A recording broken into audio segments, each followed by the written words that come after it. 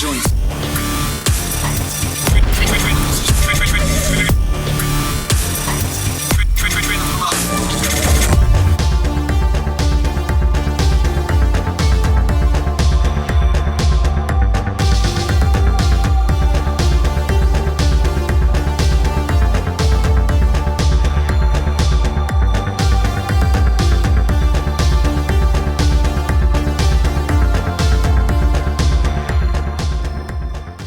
Welcome back to Natural Gallant Bodybuilding, and today I'm at Hemlock Ski Resort. So this is about 30 or 40 minutes away from my house. So I drive up the mountain and get here. So yeah, nice ski resort. It's not open yet. There's not enough snow on the ground, but the snow is just starting right now. We haven't got snow at sea level yet here in BC, but yeah, there's going to be a lot of snow up here pretty soon, I think. And it is cold. It's colder than I thought. I thought I had a jacket in my car, but apparently not. So this video might be short. It might be shorter than usual. Today I want to talk to you a little bit about what is the proper form for an exercise. And so often there are people on the internet who are inexperienced or not necessarily compassionate to different situations other than their own, right? So they will assume that everybody should train the same way. Everybody should do the same range of motion that they do.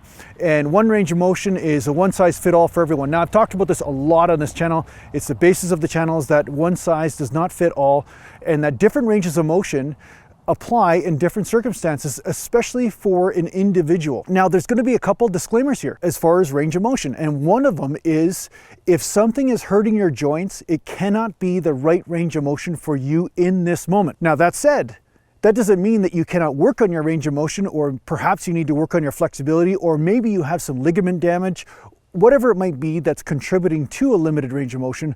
But a lot of times people will try to push through a range of motion which is causing some sort of impingement, inflammation, or problems, and they keep pushing through it until the injury becomes so serious that it is irreversible.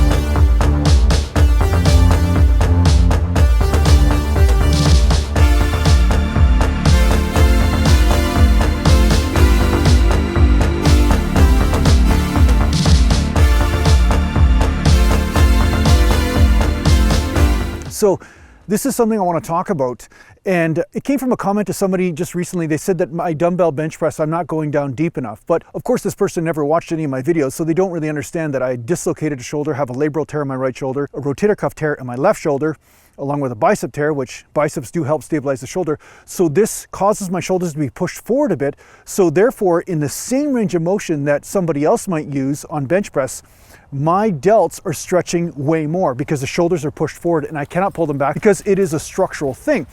Now that said, if I can stretch down deeper, which I can, and I don't get joint pain, then I don't mind doing it. But sometimes if I stretch down too deep, I will get joint pain or inflammation, or I'll just irritate the joint and not necessarily get any more results. So there's no point in it. So the whole point of natural bodybuilding is to find a way to efficiently use your body instead of just pound it to death for the sake of pounding it. A lot of times in the fitness community, there's this alpha technique or this alpha type of attitude, which is great for a few years.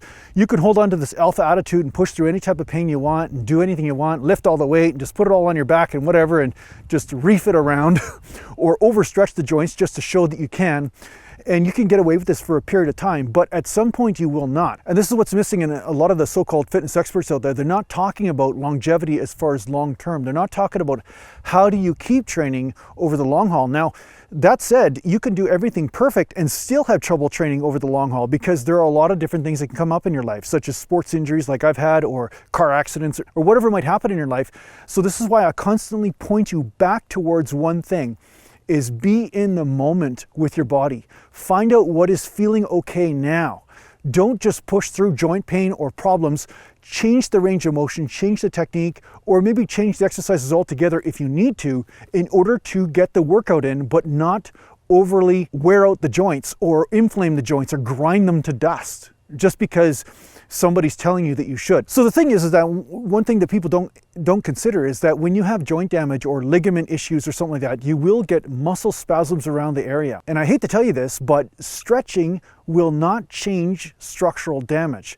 And that is a big misunderstanding on the internet. They think that, oh, just use some elastic bands and strengthen up the rotator cuff, or do some stretching, and then all of a sudden you're just going to basically not need surgery. Now, although stretching can help muscles and help recovery and help them function properly, muscles aren't always tight because they are inflexible. Sometimes they're tight because they're trying to protect the joint or keep it together because there's some laxity in the joint itself. There's some ligament issues, there's some labral issues, and these things cannot be changed through stretching. A lot of times the experts are trying to give the cure-for-all remedy for everyone. Just do this stretch and you won't need surgery and all this kind of stuff.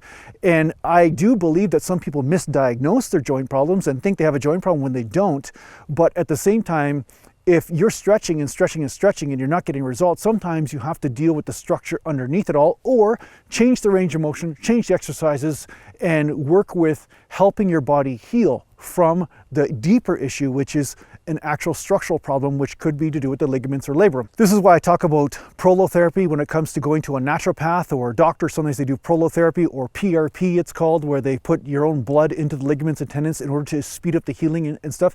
And in some cases you may need surgery, or if you opt not to do surgery, then you change the range of motion, or you work with what your body is doing in this moment.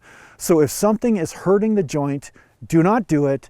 Do something different, or change the range of motion or the weight you're using or whatever. But do not think that your idea of technique is going to be superimposed upon reality in this moment.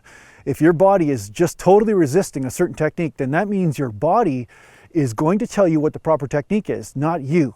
And this is something that people just discard. They discard the wisdom of the body. They don't let the body tell them how it should move in any one moment. Now, this will evolve over time. This will evolve. It's not like it will always stay the same. Sometimes as you heal or as you nurture the body, it will heal in certain areas, and then you may change the range of motion as you go, or it may not. It just is based on your own individuality, your own genetics, and your own injuries that are healed or not healed, right? Remember, don't have a closed mind. Be open-minded and be in the moment with your body. Remember to be in the moment with your body, and you're going to get a lot farther ahead. And just block out everybody else that tells you what is right or wrong. Really listen to your body first and foremost. That is the expert you have to listen to, not everybody in the world that is telling you what you should or shouldn't be doing. If they're telling you to do something and it's grinding your body to dust, then that cannot be the right thing for you. So I hope this helps you out in your training. Thanks a lot for watching. And if you need to get a hold of me, just go to naturalgallantbodybuilding.com. And thanks to the Patreon supporters, and take care for now. Mountain Ski Resort.